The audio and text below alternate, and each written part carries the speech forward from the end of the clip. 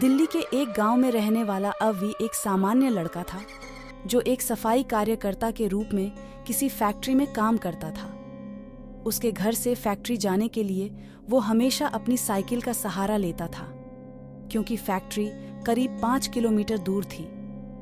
रोज वह वैसे ही अपने काम के लिए निकल जाता था। एक दिन अवी को अपने काम के लिए फैक्ट्री जाने के दौरान रास्ते में एक लड़की दिखाई दी। यह लड़की उसे गुस्से में देख रही थी और उसकी ओर घूर रही थी। अभी ने इसे देखकर भीगी हुई आंखों से इसे गौर से नहीं देखा और फैक्ट्री की ओर अग्रसर हो गया।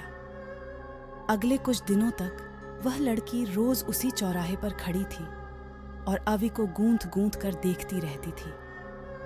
अवी ने उस लड़की के दिशा में मुंह फेर लिया और सीधे अपने काम में लग जाता।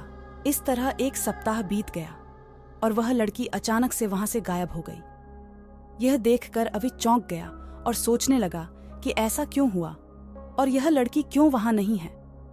वह डरकर अपने काम पर लग गया, लेकिन उसके मन में यह बात चुभ गई कि क्या हो सकता है। एक दिन जब शाम को अवी घर पहुंचा तो उसे अपने बेड पर एक चिट्ठी दिखी। उसमें लिखा था, मेरा नाम प्रीति है। मैं तुम्हें 1 हफ्ते पहले रोज एक चौराहे पर दिखती थी। कल शाम तुम वहीं पर खड़े होकर मेरा इंतजार करना। उस चिट्ठी में एक फोटो भी था जो उसी चौराहे पर खड़ी लड़की से मिलती थी। अभी के मन में हुआ कि आखिर इसे मेरे घर का पता कैसे मिला होगा और ये चिट्ठी मेरे बेड तक कैसे पहुंची। इसी सोच के साथ वो सो गया। अगले दिन उठकर जब काम के लिए जाने लगा तो उसे चिट्ठी वाली बात याद आ गई। साइकिल से वो सुबह फैक्ट्री पहुंचा और दिन भर उसी लड़की के बारे में सोचता रहा। शाम को वो उस चौराहे पर पहुंचकर उस लड़की का इंतजार करने लगा। काफी देर हो गई लेकिन वो आई नहीं।